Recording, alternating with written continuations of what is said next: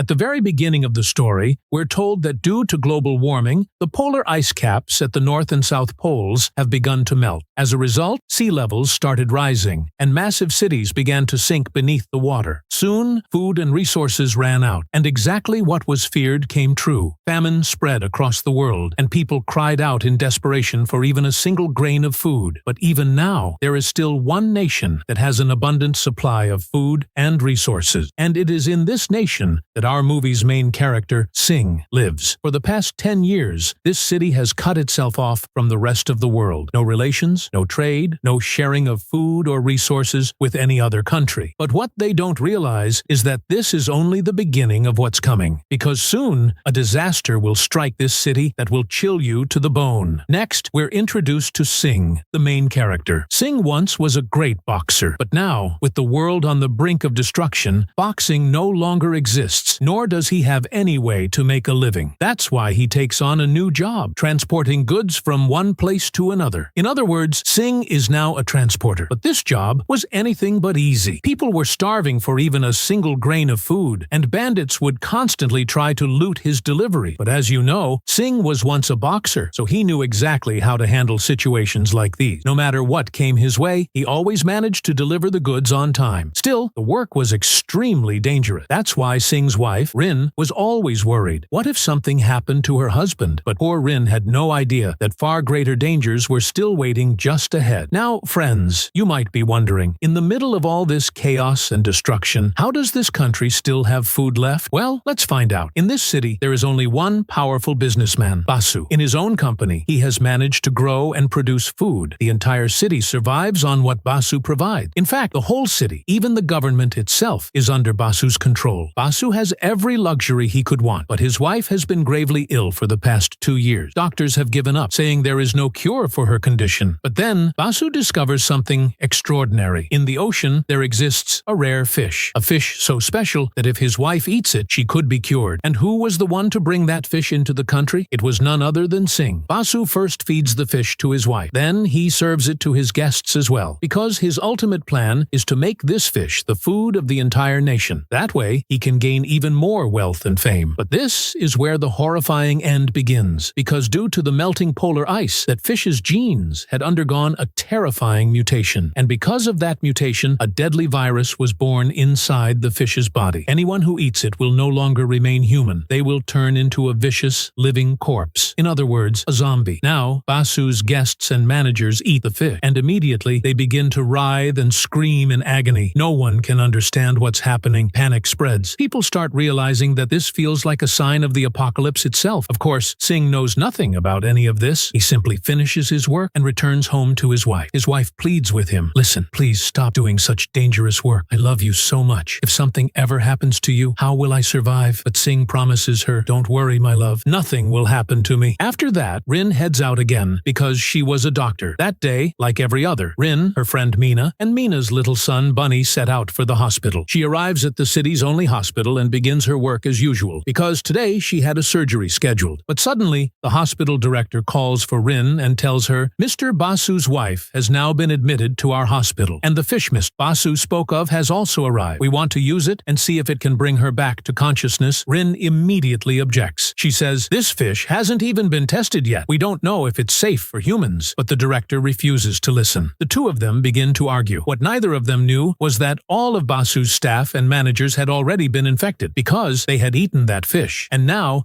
every one of them was admitted inside this very hospital. Then, one of the guests is the first to turn into a zombie. He bites a nurse, and she too transforms into a zombie. Now, that zombie begins roaming across the hospital hallways. Rin and the director spot him in horror. Within moments, the entire hospital turns into a zombie nest. Everyone who gets bitten becomes one of them. The number of patients quickly drops, while the number of zombies keeps rising. Soon, the infection spreads outside the hospital as well. The zombies begin biting ordinary ordinary people in the streets. Even little children like Bunny start getting infected. Before the situation grows completely uncontrollable, the government realizes what's happening. The army immediately steps in and issues an order. No one enters the hospital. No one leaves. All around, an announcement was made. No one is allowed near the hospital today. Meanwhile, Singh hears the news. Since he deeply loves his wife Rin, worry consumes him. That's why he rushes straight toward the hospital. By then, a huge crowd had gathered outside, desperate to know about their loved ones inside. But the army refused to let anyone in. Just then, a man suddenly falls from the hospital rooftop. The soldiers rush forward to examine him, assuming he's dead, but he wasn't. In a shocking turn, he suddenly bites one of the army officers, and that officer instantly turns into a zombie. Now, with so many zombies appearing all at once, the waiting crowd outside erupts into screams of terror. Panic spreads everywhere. In the chaos, Singh seizes the moment and slips into the hospital. But inside, Singh is no longer just a worried husband. He is now face to face with an entire army of zombies, tearing through the halls, slaughtering survivors, or turning them into the undead. Them